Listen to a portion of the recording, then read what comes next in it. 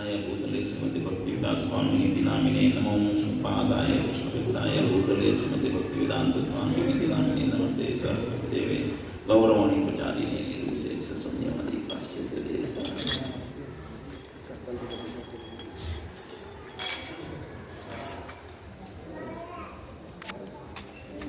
तो आज भगवद गीता तेना मूल रूपे आ भगवद गीता तेना मूल रूपे छे।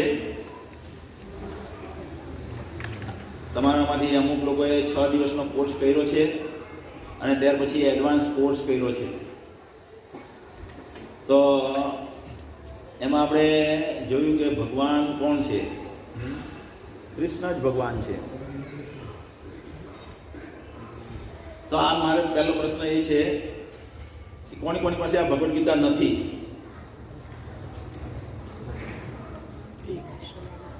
હાથ ઊંચો કરવાનો। કોની કોની પાસે નથી? આપણે બધા, હું પણ તમારી જેવો, એટલે આપણે હું પણ તમારી જેવાનો એક હતો વ્યક્તિ પહેલા 10-15 વર્ષ પહેલા। મને પણ ભગવદ ગીતામાં શું લખેલું છે, ભગવદ ગીતાનો શું ઉદ્દેશ છે, મને કશું ખબર ન હતી। ધીમે ધીમે આપણે ભણતા હોય ત્યારે પણ આપણે ABCD નહીં આવડતું હોય અને પછી આપણે પ્રોફેસર બની જઈએ કોલેજમાં, ધીમે ધીમે ધીમે ધીમે અભ્યાસ કરતા કરતા। તો આપણને અત્યારે ભગવદ ગીતામાં કશું આવડતું નથી, એમાં કોઈ શરમની વાત નથી, કારણ કે ચારે બાજુ વાતાવરણ એવું છે। પણ શરમની વાત તો છે જ કે ભારતમાં જન્માને આપણને ભગવદ ગીતા શું છે એ ખબર નથી, તેમ છતાં એટલે આપણે અહીંયા બધા ટ્રેનિંગ લેવા બેઠા છીએ। શું બેઠા છીએ? ટ્રેનિંગ લેવા ભગવદ ગીતાની। ભગવદ ગીતાની ટ્રેનિંગ લેવા કેમ બેઠા છીએ આપણે? કારણ કે આ આપણું પરમ કલ્યાણ કરી શકે। આપણે એમ વિચારીએ છીએ અત્યારે આપણે બધા પોતાનું કલ્યાણ કરવાનું છે, બધાએ સૌથી પહેલા પોતાનું કલ્યાણ કરવાનું છે। આપણને એમ અત્યારે એવું છે મનમાં કે આ પાર્ટી ચૂંટાઈને આવશે મારા નગરમાં, આ પાર્ટી શાસન કરશે તો અમારા રોડ સારા બનશે અને મારા બંગલાની વેલ્યુ વધી જશે, એટલે મારું કલ્યાણ થયું। અથવા આ પાર્ટી આવશે ચૂંટાઈને અને તેજી લાવશે બજારમાં અને બહુ બધા ધંધાનું સર્જન થશે અને અમારી ઇન્કમ થશે એટલે અમારું કલ્યાણ થશે। આવી આપણી અત્યારે મનોસ્થિતિ છે બધાની, આખા ભારતમાં આપણી મનોસ્થિતિ શું છે? આવી સ્થિતિ છે। ભગવદ ગીતા આપણે સ્ટાર્ટ કરીશું, પહેલા એનું શું કરવા ભગવદ ગીતા હોવી જોઈએ તે પહેલા અત્યારે આપણે કીર્તન કર્યા પછી જે પ્રણામ મંત્ર હું બોલ્યો, જય ઓમ વિષ્ણુપાદ પરમહંસ પરિવાજકાચાર્ય અસ્તોતર સત્સંગ મંત્ર અભય ચરણારવિંદ ભક્તિવેદાંત સ્વામી શીલ પ્રભુપાદ કી જય, એ આખા શ્લોકની શૃંખલાને પ્રેમ ધ્વનિ કહેવાય। શું કહેવાય? પ્રેમ ધ્વનિ। પ્રેમ ધ્વનિ એટલે બોલીએ આપણે કે આપણે જ્યારે પણ નેતાઓ ભેગા થાય ત્યારે શું બોલે? Long live America, long live over America, એ લોકો એમ બોલે ને આપણે બોલે ભારત માતા કી જય, ભારત માતા કી જય બોલે ને નેતાઓ। બીજા દેશના પોતાના મંત્ર બોલતા હોય। આપણે ભગવાનની પાર્ટીના માણસો છીએ। કોની પાર્ટીના? ભગવાનની પાર્ટીના માણસો છીએ એટલે આપણે પ્રેમ ધ્વનિ બોલીએ। એ પ્રેમ ધ્વનિનો ઉદ્દેશ એ છે કે આપણે પોતાની જાતને નાના સમજીએ છીએ અને ભગવાન મહાન છે, આચાર્યો મહાન છે એમ સમજીએ છીએ। એમ પણ આપણે નાના છીએ ને, કોણ મોટું છે એમાં? હા, સામે સ્ટ્રક્ચર ઓફ આખા ગોલોક ચાર્ટ છે। ગોલોક ચાર્ટમાં ઉપર છે કૃષ્ણલોક, પછી છે વૈકુંઠ લોક અને પછી છે ભૌતિક જગત। એટલે ભૌતિક જગતમાં અગણિત બ્રહ્માંડ છે। કેટલા? અગણિત બ્રહ્માંડો છે। અગણિત બ્રહ્માંડની અંદર એક બ્રહ્માંડ છે જેમાં આપણે જીવીએ છીએ અને એ અગણિત બ્રહ્માંડથી ડબલ છે નારાયણ લોક। અગણિત ગણી નહીં શકાય એટલા બ્રહ્માંડ છે, એનથી ડબલ છે નારાયણ લોક અને એનથી ડબલ છે કૃષ્ણ લોક। હવે આ બ્રહ્માંડની વાત કરીએ તો આ બ્રહ્માંડની અંદર આપણે બહુ બહુ બધા બ્રહ્માંડની અંદર માનો એક બ્રહ્માંડમાં આપણે છીએ, અને એ બ્રહ્માંડની અંદર બહુ બધા લોક છે, 14 લોક છે, 14 લોક. અતલ, વિતલ, સુતલ, તલાતલ, રસાતલ, મહાતલ, પાતાલ, 7 લોક નીચે છે. ભૂર, ભૂવર, સ્વાહા એટલે ભૂવરલોક, ભૂમંડળ, ભૂવરલોક, સ્વર્ગલોક, જનલોક, તપલોક, મહરલોક અને સત્યલોક. 7 લોક ઉપર હવામાં. અહીંથી આ ભૂમંડળ કહેવાય. આનાથી ઉપર જાઓ જ્યાં પક્ષીઓ ઉડતા બંધ થઈ જાય, પછી ડિટેલમાં આવશે, એટલે એ ભૂવરલોક કહેવાય. એનાથી ઉપર જાઓ તો સ્વર્ગલોક આવે, અને સ્વર્ગલોક આવે એટલે બહુ મોટો, એટલી મોટો પળ આવે, અને એ પળની અંદર બહુ બધા ગ્રહો આવે. તો એવી રીતના બહુ બધા ગ્રહો છે, એટલે 14 લોકની અંદર બહુ બધા ગ્રહો છે. અને એ ગ્રહની અંદર 14 લોકની અંદર ભૂમંડળમાં આપણે છીએ. ભૂમંડળની અંદર સપ્તદ્વીપ છે. સપ્તદ્વીપનું એક દ્વીપ છે જંબુદ્વીપ. જંબુદ્વીપમાં 9 વર્ષ છે. એમાં છે એક ભારત વર્ષ. ભારત વર્ષના 9 ભાગ થાય છે, તો એમાં એક વર્ષ, એક ખંડ બને છે, એક ભારત ખંડ.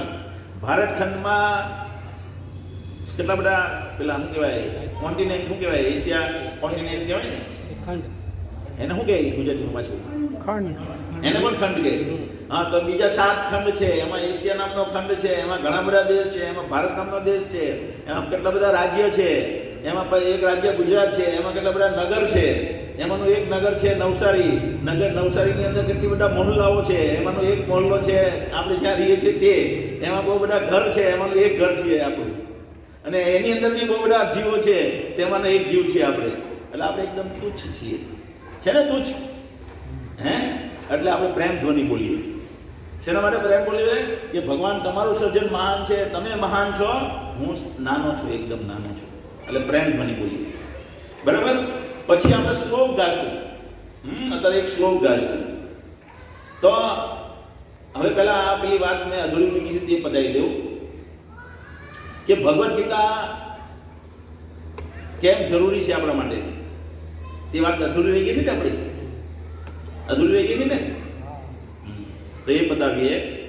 તો ભગવદ્ ગીતા આપણું પરમ કલ્યાણ કરીએ કે જેમ કે આપણે અત્યારે ધારીએ છીએ કે આ નેતા મારું કલ્યાણ કરશે, આ મારા નેતા મારું કલ્યાણ કરશે.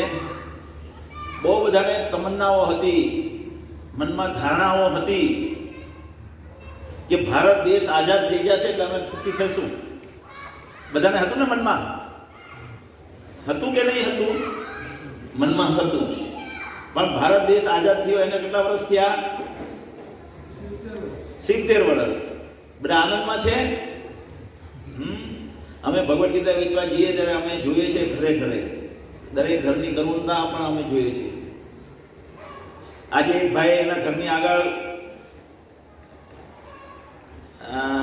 ભાત જોડે પછી એનું કુડેટીયું આવે ને, એ કુડેટીયું બાંધેલું હતું, અને થોડા આંબાના ઝાડના પાન બાંધી દીધેલા, સુકાઈ ગયેલા, અને એક કોલમ પર બાંધી દીધેલા હતા. શું કરવા? એનો કોઈ સોતો હતો નહીં, એનાથી સોતો ખરાબ દેખાતું ઘર, એક કોલમ પર બાંધીને. પણ કોઈ જ્યોતિષ મળી ગયા હશે અને કીધું છે કે તમને આ કંઈક તમને નડે છે, તમે આ બાંધી દેવો તો તમને સુખી થશો. એટલે સુખી નથી થતા. ગયું 2020નું મારી પાસે બીબીસીનો એક વિડીયો છે, જે 2019ની વાત કરીએ, 2020ની તો વાત જ જવા દેવું. 2019નો વિડીયો છે મારી પાસે, જેમાં 2019નું વર્ષ કેવું રહ્યું. તો બીબીસી વાળાએ આંદોલન એવા વિડીયો બતાવ્યા કે આખું વર્ષ આંદોલનથી ભરેલું હતું. અમેરિકામાં આંદોલન, મિડલ ઇસ્ટમાં આંદોલન, સિંગાપુરમાં આંદોલન, ભારતમાં આંદોલન, આંદોલન જ આંદોલન, આંદોલન જ આંદોલન. એટલે એનો અર્થ શું થયો? એનો અર્થ શું થયો? એનો અર્થ એ થયો કે માણસ સંતુષ્ટ નથી. માણસ કંઈક વેદના અનુભવી રહ્યો છે. બધા માણસો કંઈક વેદના અનુભવી રહ્યા છે, એટલા માટે એ લોકો આંદોલન કરે છે. આંદોલન કરવાથી એનો નિકાલ નથી આવવાનો. ગેરમાર્ગે દોરાયા છીએ આપણે. કોઈ દિવસ કોઈ પણ આંદોલનથી, કોઈ પણ વિરોધ કરવાથી આપણે કદી સુખી થઈએ નહીં. જ્યાં સુધી ભગવાન કૃષ્ણની કૃપા ન થાય ત્યાં સુધી સુખી થવાના ચાન્સ નથી. આ આપણને ખબર નથી, નેતાઓને ખબર નથી. અને નેતાઓ અત્યારે કેટલા બધા લોકો એટલે કૃષિ આંદોલનમાં જોડાયા છે. શું? કૃષિ આંદોલનમાં જોડાયા છે. મોટે ભાગના લોકોને ખબર નથી કે આ કૃષિ આંદોલનમાં જોડાવાનું કારણ શું છે. આ કાયદો બન્યો તે અમારા હિતમાં છે કે આ કાયદો બન્યો તે અમારા હિતમાં નથી, ખબર નથી. પણ બધા નેતાઓએ જોડી દીધા, નહીં હિતમાં નથી. આપણે નથી કહેતા હિતમાં છે એમ, આપણે કૃષ્ણની પાર્ટીના માણસો છીએ, આપણે એમ નથી કહેતા કે હિતમાં છીએ. પણ જે લોકોએ એ લોકોને આંદોલનમાં જોડ્યા છે તે લોકો એમ કહે છે કે આ આપણા હિતમાં નથી. ને બહુ બધા લોકોની મનુષ્ય જીવન વેડફી ગયા છે. બહુ બધા લોકોનો મનુષ્ય જીવનનો અમૂલ્ય ટાઈમ વેડફી ગયા છે એ લોકો. એટલે આવી રીતે આપણે આખી જિંદગી વિતાવ્યા કરીએ છીએ. આખી જિંદગી આપણી જાય છે, વીતી જાય છે, જતી રહી છે. જેમ કે હમણાં અમે નગર સંકીર્તન કરવા ગયા, એક સોસાયટીની આખી ગલી જોઈ, લાંબી ગલી હતી. લાંબી ગલીમાં બધા બંગલાઓ હતા, પણ 2-4 જ બંગલામાં લોકો રહેતા હતા. બહુ જૂની સોસાયટી છે. હું ટાટા સ્ટીલમાં પ્રોડક્શન મેનેજર હતો આજથી 15 વર્ષ પહેલા. ત્યારે મારો એક મિત્ર એ સોસાયટીમાં રહેતો હતો. તે પણ અત્યારે ત્યાં નહીં હતો, મેં જોયું, એ પણ ત્યાં હતો, એ સોસાયટી પર નહીં હતો. તો શું દેખાયું? આટલા બધા ઘર સરસ માંડ્યા, પણ કોઈ રહેવાવાળું નહીં મળે. કેમ? કારણ કે દોડ છે, દોડ, અસંતુષ્ટિની દોડ ચાલી રહી છે મનમાં. બહુ મહેનત કરીને ગામથી આવી અને અહીંયા ઘર બનાવ્યું, મહેનત કરીને ઘર બન્યું. અહીંયા આવ્યા પણ સંતુષ્ટ ન થયા, મહેનત કરી અહીંયા મહેનત કરી, બહુ મહેનત કરી કે હવે હું અમેરિકાને કેનેડા જતો રહ્યો, અને અમેરિકાને કેનેડા જતા રહી છે. એટલે અહીંયા ઘર ખાલી થઈ જાય છે. પછી ત્યાં પણ દોડ કરે છે, ત્યાં કંઈ સંતુષ્ટ થવાના નથી. આ ભાઈ ન્યુઝીલેન્ડથી આવ્યા છે અમારા ભાઈ, હું પણ કેનેડિયન સિટીઝન છું, પણ હું ત્યાં રહેવા નહીં ગયેલો હતો, ખાલી સિટીઝનશીપ લેવા ગયો હતો, પાછો આવી ગયો. છતાં દોડ છે આપણી બધાની, કહેવાનું મિનિંગ. તો બધા અમેરિકા જશું અને અમેરિકા પણ દોડ ચાલુ રહેશે, અને દોડતા એ દિવસ ગડપણ આવીને આપણું મૃત્યુ આવશે અને આપણે સીધા નર્કમાં જતા રહીશું. સીધા નર્કમાં જતા રહીશું. કેમ? કારણ કે આપણને કોઈ બતાવ્યું જ નહીં ભગવાન કૃષ્ણ છે, એની ભક્તિ કરવા માટે મનુષ્ય દેહ છે. આપણું પોતાનું કલ્યાણ શેથી થઈ શકે? ભગવદ ગીતાથી થઈ શકે. કોઈ બતાવ્યું જ નહીં. તો આપણે બધા ભાગ્યશાળી છીએ. ખાલી હું અહીંયા બોલીને તમને મસ્કો નથી મારતો. હકીકત છે કે આપણે બધા ભાગ્યશાળી છીએ કે આપણને અહીંયા કૃષ્ણ ભક્તિ શું છે, ભગવદ ગીતા શું છે એ જાણવાનું પ્રાપ્ત થઈ રહ્યું છે. બહુ જ ભાગ્યશાળી છો તમે, જે પણ લોકો આવ્યા છે અને નિયમિત તમે આવશો તો તમારું ભાગ્ય વાસ્તવિક રીતે તમે 2 વર્ષનો કોર્સ, 2 વર્ષના કોર્સમાં તમને દેખાશે કે ખરેખર મારું ભાગ્ય હતું કે હું ભગવદ ગીતાના કોન્ટેક્ટમાં આવ્યો. હવે ભગવદ ગીતા બહુ ભારી છે ટોપિક. લોકો ભગવદ ગીતા લે છે, ભગવદ ગીતા લોકો લે છે અને ઘરમાં પૂજા કરવા મૂકી દે છે. પૂજા ઘરમાં તો આપણે કોઈ દવાની બાટલી લઈ આવીએ, અને પછી શોકેસમાં મૂકી દઈએ તો આપણો રોગ સારો થશે? ભાઈ, રોગ સારો થશે? નહીં થાય. એટલે એ દવા પીવી પડશે. શું પડશે? દવા પીવી પડશે. તો દવા પીવાથી આપણો રોગ સારો થશે. તેવી જ રીતે ભગવદ ગીતા વાંચવાથી આપણે સુખ અને શાંતિ પામીશું. સુખ શાંતિ તો સાઈડ પરની વાત છે. આપણે ખાંડ બનાવીએ, ફેક્ટરીમાં ખાંડ બની ને, ખાંડ શેરડી આવે ખેતરમાંથી, પછી એને પિલાણ થાય એટલે રસ નીકળે એટલે ખાંડ બનાવવાની પ્રોસેસ ચાલતી હોય. પણ ખાંડ બનાવવાની પ્રોસેસમાં મોલેસિસ બની જાય સાઈડ પર, એટોમેટિક બને. મોલેસિસ બને કે નહીં બને? કોને ખબર છે? મનીષભાઈ, તમને ખબર છે? કોઈ પણ વસ્તુ, જ્યુસની દુકાનમાં જઈએ આપણે અને જ્યુસ પીવું છે ભાઈ, fresh orange juice. Fresh orange juice પીવામાં કૂચો એટોમેટિક નીકળે. કૂચો નીકળે કે નહીં એટોમેટિક? આ કોને ખબર છે? એ કૂચો ઓટોમેટિક નીકળે ને. એવી જ રીતે ભગવદ ગીતા વાંચીએ ને આપણે એટલે સુખ શાંતિ એટોમેટિક આવે, કૂચાની જેમ. ઊંચાની જેમ સુખ શાંતિ ઓટોમેટિક આવશે, પણ આપણે જીવનનો ઉદ્દેશ પ્રાપ્ત કરીશું. વાસ્તવિક જે ઉદ્દેશ છે તે તરફ આગળ જશું. પરમ જે આપણે કલ્પી નથી, આપણી કલ્પનામાં પણ નથી, આપણી સોચમાં પણ નથી, જેવું મહિમાવાન જીવન જે આપણે ભગવાને જે મહિમાવાન જીવન જીવવા માટે બનાવ્યા છે એ જીવન પ્રાપ્ત કરવા માટે આપણે અગ્રસર થઈએ છીએ. એ જીવન તરફ આપણે આગળ વધીએ છીએ. એટલે સુખ શાંતિ તો સાઈડ પરની વાત છે. એના માટે સુખ શાંતિ માટે કંઈ ભગવદ્ ગીતા વાંચવાની જરૂર નથી. એટલે વાંચો તમે, સુખ શાંતિ તો મળશે, પણ સુખ શાંતિ માટે થઈને ભગવદ્ ગીતા નથી. ભગવદ્ ગીતા એનાથી કંઈક વિશેષ માટે છે આ ભગવદ્ ગીતા. એટલે ભગવદ્ ગીતા આપણું કલ્યાણ કરશે. કહેવાનો મતલબ શું છે? નેતાઓ આપણું કલ્યાણ કરી શકશે નહીં. ભારત દેશ આઝાદ થઈ ગયો અને 70 વર્ષ થયા, બધા ગાંધીજી પછાડી દોડતા હતા પણ કોઈ સુખી થયા નહીં. ત્યાર પછી જવાહરલાલ નહેરુ પછાડી દોડતા હતા પણ જવાહરલાલ નહેરુ સ્વયં સુખી નહીં થયા અને બીજા પણ નહીં થયા એની પછાડી દોડવા વાળા. ત્યાર પછી આવ્યા, કોણ આવ્યું ભાઈ? હે અરે ભાઈ પેલા શાસ્ત્રી આવ્યા ને, લાલ બહાદુર શાસ્ત્રી,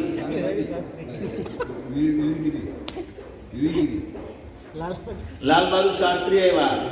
એ પણ જતા રહ્યા અને લોકો પણ જતા રહ્યા, પણ લોકો સુખી થયા નહીં. લોકો સુખી હતા 5000 વર્ષ પહેલા. ભારતનો ઇતિહાસ જુઓ, ભાગવતમ વાંચો તમે. લોકો સુખી હતા, બધા સુખી હતા.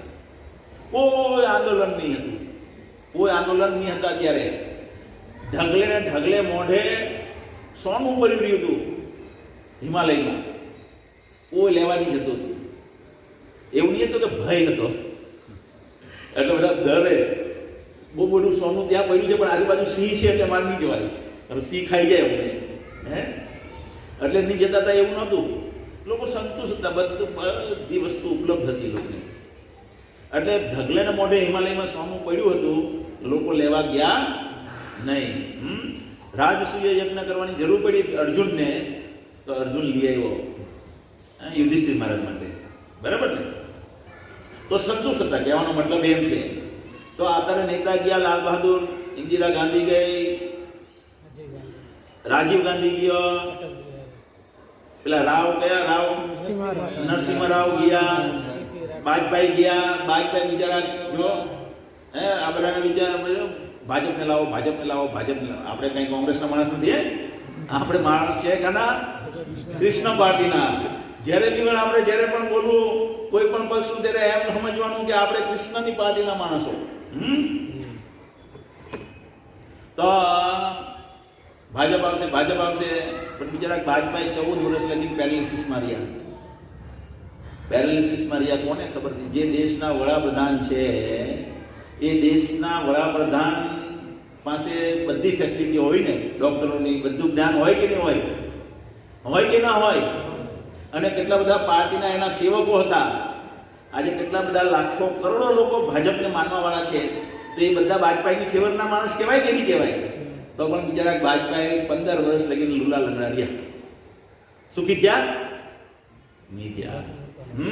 તો એ ત્યાર પછી મનમોહન સિંહ 10 વર્ષ શાસન કર્યું, કોઈ સુખી નહીં થયા. રોજ બોમ્બ ફૂટે, અહીંયા બોમ્બ ફૂટે, રોજ નવા નવા આંદોલન. હે લોકો ભયભીત. હે કારમાં ટ્રેનમાં જતા હોય તો ગભરાય, ટિફિન મૂક્યું તો ગભરાય, આ કોણ મૂકી ગયું? હે સોસાયટી વાળાએ બધાએ બેનર મારી દીધા, અમારી ઘરમાં ફેરિયા હોય આવું નહીં, ગભરાય, ફેરીઓ લૂંટી જાય. મારી દીધું ને. ઘરમાં કૂતરા લાવી દીધા બધા લોકોએ, કૂતરાઓથી સાવધાન. હે ગભરાય એટલે કૂતરો લાવે ઘરમાં. એને ખબર નથી કે રક્ષક ભગવાન છે. એને એમ કે કૂતરો મારું રક્ષણ કરશે. ખ્યાલ આવે છે ને? એટલે આવી રીતે ભયભીત છે લોકો. એની માનસિકતા તમે વિશ્લેષણ કરો તો દરેક વ્યક્તિ દુઃખી છે અને ભયભીત છે. ગમે એનું શાસન આવ્યું, કોઈ પણ પાર્ટીનું શાસન આવ્યું, પણ આ જ સ્થિતિ રહી. હે આજથી 5000 વર્ષ પહેલા ઘરમાં દરવાજો ખાલી કૂતરા બિલાડા નહીં આવી જાય એના માટે હતો. એના તાળા હતા જ નહીં. તાળા મેન્યુફેક્ચરિંગ જ નહીં થતું હતું તાળાની. અત્યારે પણ તમે ગામડામાં જાઓ, કોઈ ગામડામાં, તો અમે બુક આવીએ તો પેલા બેન તો પેલી બાજુ કેઠે રખડ ફરતા હોય ને ઘર ખુલ્લું જ હોય. હે ઘરમાં કોઈ હોય જ નહીં, એકદમ બિંદાસ. તો આવું આખા ભારતમાં વાતાવરણ હતું. તાળા મારવાની જરૂર જ નહીં પડતી. કારણ કે ભગવાનને કેન્દ્રિત જીવન જીવતા હતા. બધા ભગવાનને ઓળખતા હતા. બધા ભગવદ્ ગીતાનો ઉદ્દેશ શું છે તે જાણતા હતા, મોટે ભાગના લોકો. એટલા માટે આવું જીવન હતું. બધાને દૂધ મળી રહેતું હતું. આટલી બધી હોસ્પિટલો ખુલી રહી છે, કેટલી હોસ્પિટલો ખુલી રહી છે. તો એનું કારણ શું છે? આપણે પ્રગતિ કરીએ છીએ કે અધોગતિ કરીએ છીએ? અધોગતિ કરીએ છીએ. હોસ્પિટલો ખોલવી જ હુમરો પડે, જેલ ખોલવી જ હુમરો પડે ભાઈ. જેલ નવસારીમાં બહુ બધી જેલ ખુલી જાય તો આપણે કે નવસારીમાં અમે પ્રગતિ કરી. નહીં, નવસારીમાં બહુ બધા ગુંડા વધી ગયા એટલે જેલ વધી ગઈ. ખ્યાલ આવ્યો કે નહીં? નહીં તો જેલ નાની એમથી હતી નવસારીમાં, પણ બહુ બધા લોકો ગુંડાઓ વધી ગયા, બહુ બધા લોકો ચોર વધી ગયા, બહુ બધા લોકો છેતરનારા વધી ગયા, એટલે જેલ વધારવી પડે. એવી જ રીતે બહુ બધા લોકો રોગિસ્ટ વધી ગયા, એટલે હોસ્પિટલો વધારવી પડે. બહુ બધા લોકો રોગિસ્ટ કેમ વધી ગયા? કારણ કે ખાવાનું નથી મળતું. ખાવાનું કેમ નથી મળતું? કારણ કે દેવતાઓ કૃપા નથી કરતા, તમે ભગવાનને ભજતા નથી. આ રીત છે. એટલે માટે ભગવદ્ ગીતા આપણું પરમ કલ્યાણ કરી શકશે. ભગવદ્ ગીતા આપણે વાંચીશું તો આપણું પરમ કલ્યાણ થશે. હવે લોકોમાં એક ગેરધારણા છે કે ભગવદ્ ગીતા નવરા લોકો વાંચે. અમારી પાસે ટાઈમ નથી, આપણે ભગવદ્ ગીતા વેચવા જઈએ તો લોકો શું કહે છે? અમારી પાસે ટાઈમ નથી. અને લઈને અમે રાખીએ તો હું લાગે પેલું કઈ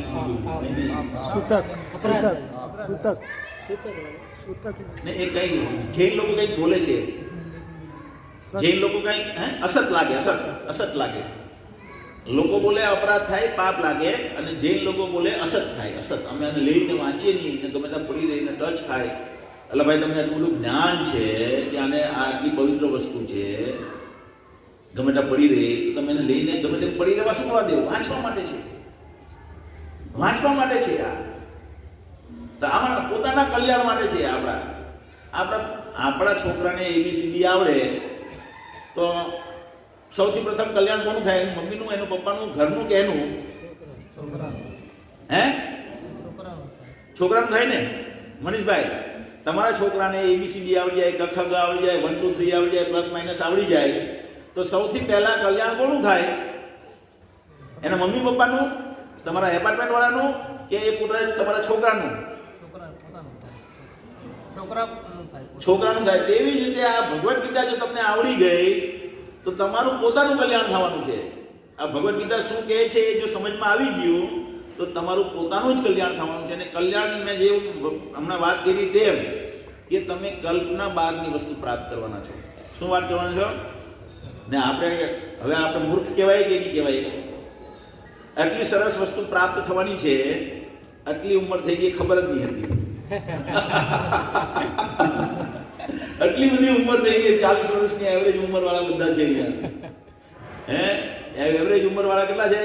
બધાની એવરેજ, કોઈની 15 હશે તો કોઈની 55 હશે. તો એવરેજ ઉંમર એવી રીતના કરીએ તો બધા અત્યારે મોટે ભાગે લોકો અહીંયા 40ની એવરેજ નીકળી આવે, 35 થી 40ની એવરેજ નીકળી આવે. તો જીવનના 35-40 વર્ષ આપણા નીકળી ગયા અને આપણું પરમ કલ્યાણ કરી શકે એવી બુક ભગવદ્ ગીતા વિશે આપણને નોલેજ જ નથી. તો એક મૂર્ખતાની નિશાની થઈ. અથવા સમાજ મૂર્ખ છે, અથવા નેતાઓ મૂર્ખ છે, અથવા સ્કૂલવાળા મૂર્ખ છે. બધા જ મૂર્ખ છે કે અત્યારે લગીને આપણને ભગવદ્ ગીતા એટોમેટિક સમજે છે. હું કેવો અહીંયા તો આવું એવી વાત કરે અને અમે નહીં જવાના આવે. સ્કૂલવાળા મૂર્ખ છે એમ કહે અને આવું બધું કહી દે એટલે અમે ત્યાં નહીં જવાના. તો તમે ભગવદ્ ગીતાથી વંચિત રહેશો. બીજું શું થશે? આવું વિચારીને તમે નહીં આવશો તો ભગવદ્ ગીતાથી વંચિત રહેશો. અને ભગવદ્ ગીતા વાંચશો અને સમજશો તો કહેશો હા પ્રભુજી 2 વર્ષ પહેલા કીધેલી તે વાત સાચી હતી. એટલે તમે પોતે જ અનુભવશો. બરાબર છે? તો એટલા માટે ભગવદ્ ગીતા આપણે સમજવી બહુ જરૂરી છે. તો ભગવદ્ ગીતા આપણે સારમાં સમજીશું. આમાં અત્યારે 2019 તો આંદોલનનું યુગ રહ્યો, આખો સદી રહી, વર્ષ રહ્યું.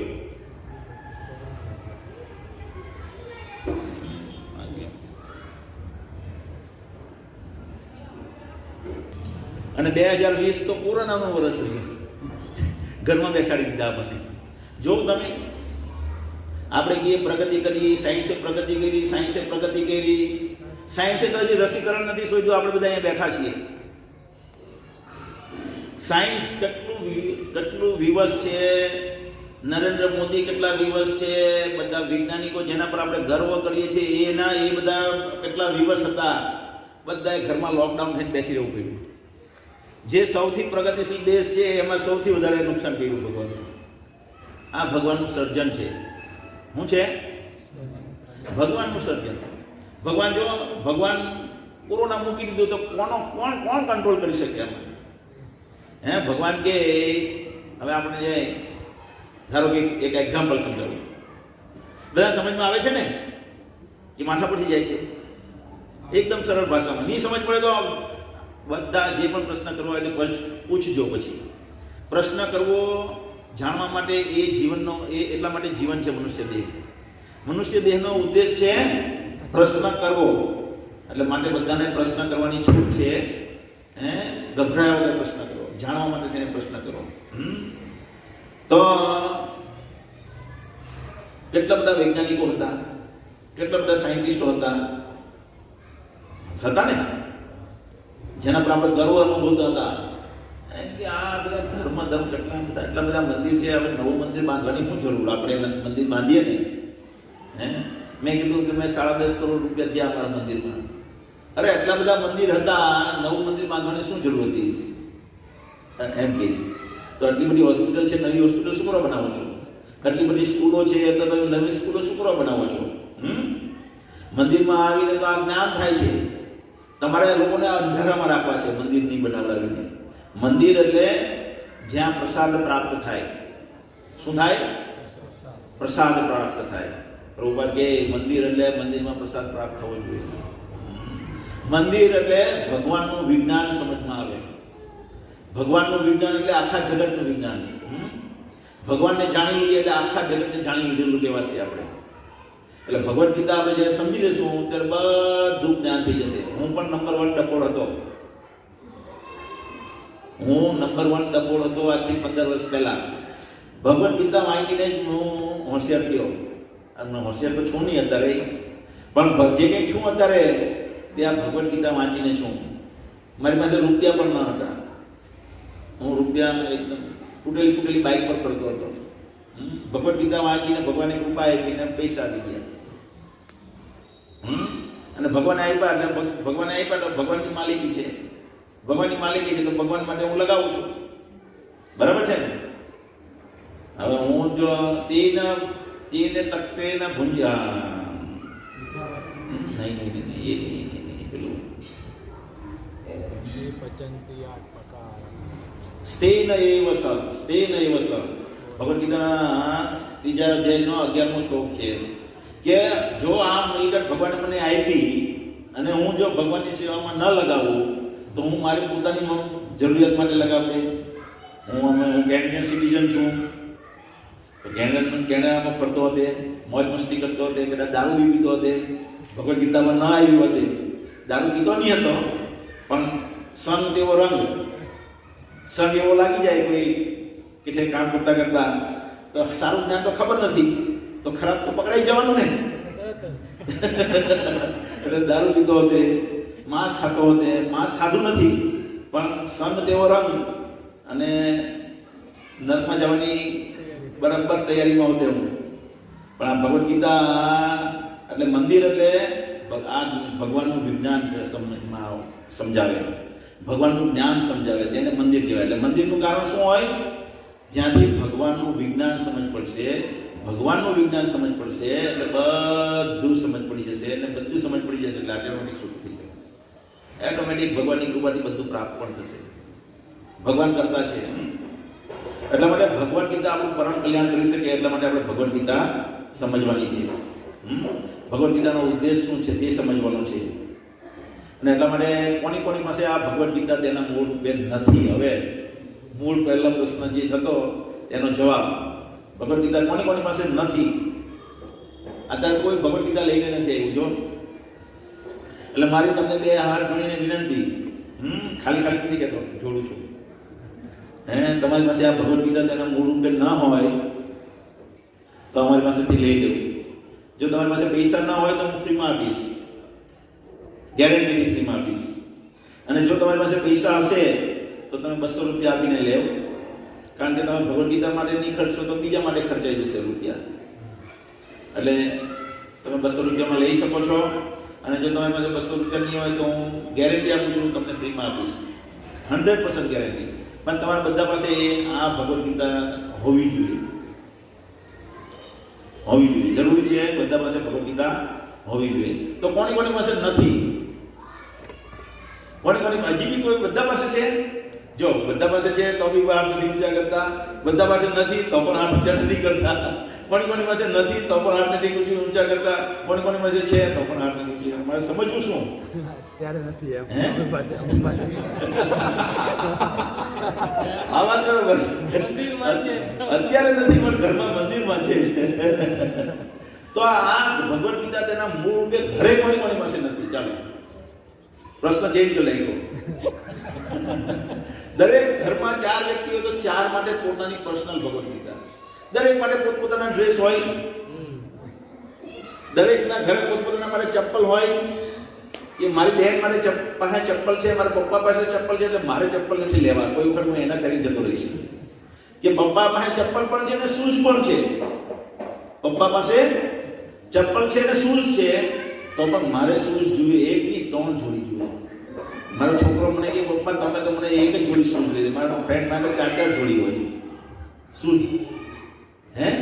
તો તમે શૂઝ જો 4 જોડી રાખતા હો તો ભગવદ્ ગીતા તમારી એક જોડી તો હોવી જોઈએ ને, ઇન્ડિવિજ્યુઅલ. કારણ કે આમાં તમારે પોતાના રિમાર્ક હોય, તમારું પોતાનું રિયલાઇઝેશન હોય, તમારું પોતાનું અંડરલાઇનિંગ હોય, તમે માર્કિંગ કરવાનું હોય, બરાબર ને? તો ભગવદ્ ગીતા પોતાની પર્સનલ હોવી જોઈએ. અને આ વસ્તુ જે છે એ તમે 2 વર્ષમાં ગંભીરતાથી, ખાલી અહીંયા આવશો એવું નહીં, અહીંયા આવશો અને 2 વર્ષ જો તમે ગંભીરતાથી આને સમજવાનો પ્રયત્ન કરશો તો તમે પોતે જ અનુભવશો, ઓ મારા જીવનનો ટર્નિંગ પોઈન્ટ હતો. શું હતું? ડાયવર્ઝન હતું મારા જીવનનું.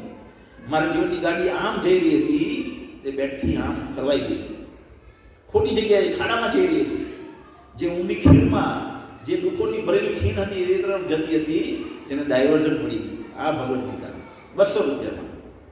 કહેવાની વાત અનુભવ્યું છે, મેં અનુભવ્યું છે અને બહુ બધા ભક્તોએ પણ અનુભવ્યું છે. તો એટલા માટે આ ભગવદ્ ગીતા બધાને હું વિનંતી કરું છું કે આજે જ અહીંયાથી જાઓ ત્યારે ભગવદ્ ગીતા એક લેતા જાઓ. 200 રૂપિયા ખિસ્સામાં ન હોય તો આવતા રવિવારે આપી દેજો. આવતા રવિવારે આપી એકાય એમ ન હોય તો એના બીજા રવિવારે આપી દેજો. તમારું નામ પણ હું નહીં લખીશ, તમારે આપી દેવાના સામેથી. પણ આજે ભગવદ્ ગીતા તમે બધા લઈ જજો, તમારી પાસે ન હોય તો. અહીંયાથી હું આનું નામ શું છે? સર્વિસ ઉબલધામ ભક્ત. ઉબલધામ આ છે ભક્ત સર્વિસ. પેલી બાજુ ફરો. આ ભક્ત સર્વિસ છે. તમે આ પ્રવચન પછી એની પાસેથી આ ભગવદ્ ગીતા લઈ જજો. અને સર્વિસ ભક્ત જે પણ માંગે એને આપજો. નામ પણ લખવાની જરૂર નથી અને ચહેરો પણ યાદ રાખવાની જરૂર નથી. તમને એમ લાગે 2 વર્ષે આપજો, તમને એમ લાગે મારું કલ્યાણ થયું તો 2 વર્ષે આપજો, ત્યાં લગી ફ્રી. બરાબર છે? કોઈ બી લેંગ્વેજમાં, જે લેંગ્વેજમાં જોઈએ તે લેંગ્વેજમાં. ઇંગ્લિશમાં નથી, જો કે અત્યારે આપણી પાસે હિન્દીમાં ને ગુજરાતીમાં છે, પણ જે પણ લેંગ્વેજમાં તમે જોઈએ તો એ લેંગ્વેજમાં પણ અમે તમને મંગાવી આપશું. પણ મારી વિનંતી છે તમને કે આ ભગવદ્ ગીતા તમારા ઘરે લઈ જાઓ. અને હવે પછી અહીંયા જે અધ્યાય શરૂ થશે એને જે આપણે વાંચીએ તેને તમે ઘરે એક વખત વાંચો. ધારો કે શ્લોક સંખ્યા 1 થી 11 આજે લેવાના છીએ આપણે. થોડોક ટાઈમ જશે, વાંધો નહીં, થોડોક ટાઈમ વધુ જાય. આ તમે એની પૂર્વ ભૂમિકા બંધાવી, આપણે શું કરવાના છીએ તેની. એ પૂર્વ ભૂમિકા પછી હવે ભગવદ્ ગીતા શરૂ થશે. તો તમને અનુકૂળ છે કે ચાલો આજે અડધો કલાક વધારે સાંભળીએ એમ? એ બધાને ભૂખ લાગી ગઈ છે. બોલો, હાથ ઊંચા કરો. હાથ ઊંચા નહીં કરે નહીં ચાલશે. ભૂખ લાગી કે શરૂ રાખો? તો લોકોમાં એક ગેરધારણા છે. ગેરધારણા એ છે કે આ ભગવદ્ ગીતા છે ને એ નવરા લોકો વાંચે. અમારી પાસે સમય નથી. આપણે જઈએ છીએ ને 2 વસ્તુ કહે, શું કહે? રોજ સમય નથી અમારી પાસે, સમય નહીં. લઈને પડી રહી તો શું કામની, લઈને પડી રહી તો શું કામની, એમ કે સમય નહીં. અને પડી રહી તો ગમે ત્યાં અટવાયા કરે એટલે પાપ લાગે અમને. અને પેલા બીજા એક સુર છે તે તો એમ જ અસત લાગે. બરાબર છે. પહેલા એ સમજો કે ભાઈ તને અસત લાગે, તારા ભગવાન અલગ, મારા ભગવાન અલગ, એવું હોય? લોજિકથી વિચારો. તું પાણી પીવે, હું પણ પાણી પીવું. તું અનાજ ખાય, હું પણ અનાજ ખાઉં. તું અનાજ ખાઈને પાણી પીવે, એ વરસાદથી આયોજન થાય. બધું પ્રાપ્ત ક્યાંથી થાય? વરસાદના લીધે પ્રાપ્ત થાય. કોઈ બી જ્ઞાતિનો, કોઈ પણ ધર્મનો કોઈ પણ વ્યક્તિ હોય તો એને પાણીની જરૂરિયાત રહેવાની. કોઈ પણ જીવ હોય, હિન્દુ હોય, મુસ્લિમ હોય, પાકિસ્તાની હોય, અમેરિકન હોય, ઇઝરાયેલી હોય, પાકિસ્તાન હોય, રણનો હોય એટલે મિડલ ઇસ્ટનો, ઓસ્ટ્રેલિયન, ન્યુઝીલેન્ડ, બધાને પાણીની જરૂર પડવાની. અને એ પાણી જે છે એથી અનાજ પાકવાનું, એને અનાજની જરૂર પડવાની. અને પાણીની વ્યવસ્થા સૂર્ય દ્વારા થાય, સૂર્ય શક્તિ દ્વારા થાય કે નહીં થાય? સૂર્ય શક્તિ દ્વારા થાય ને. અને એ સૂર્ય એના માટે બીજા ભગવાને બનાવ્યો અને આપણા માટે બીજા ભગવાને બનાવ્યો એવું હોય? એક જ બનાવ્યો છે. શું છે? એક જ વ્યક્તિ એ બનાવનાર છે. અને એ ભગવાન કૃષ્ણ કે હું છું. રસોહમ અપસુ કૌંતેય પ્રભાસ્મિ શશિ સૂર્યયો. ભગવાન કૃષ્ણમાં કહે, ભગવદ ગીતામાં કહે હું છું. એટલે તારું અજ્ઞાન છે અત્યારે કે તારે તું કહે છે કે મારો સૂર્ય બનાવનાર મારા ભગવાન અલગ છે, તારું અજ્ઞાન છે. તો એ અજ્ઞાન ભગવદ ગીતા વાંચીશ તો તને ખબર પડશે કે શું છે. સમજમાં આવે છે ને? એ રીતના ભગવદ ગીતા વાંચીશું તો આપણને ખબર પડશે કે અજ્ઞાન શું છે. તો લોકો શું કહે છે? અસત લાગે. નવરા લોકોનું કામ. તો અહીંયા બેઠેલા ઘણા લોકોએ ભગવદ ગીતા વાંચી. શું વાંચી છે? અહીંયા બેઠેલા ઘણા લોકોએ ભગવદ ગીતા વાંચી ને મેં પણ વાંચી છે. તો શું અમે નવરા છીએ? હે? અમે નવરા નથી બિલકુલ. સવારના 5 વાગ્યાના જાગેલા છીએ, 4 વાગ્યાના જાગ્યા છીએ. કેટલા વાગ્યાના જાગ્યા છીએ? 4 વાગ્યાના જાગ્યા છીએ. અને 1 મિનિટ ઊભા નથી રહ્યા. 1 મિનિટ ઊભું રહ્યું. ટાઈમ શેડ્યુલ જો પ્રભુપાદે આપેલું એકદમ ટાઈટ. હલવાની દે પ્રભુપાદ. 6 કલાકની જે સાધના છે ભગવાનના ધામમાં જવાની. તમે લોકો એમ કે અમારી પાસે સમય નથી, અમારે ઘરનું જોવાનું ને. પણ તમે ઘરનું કમાવા જાઓ છો ને?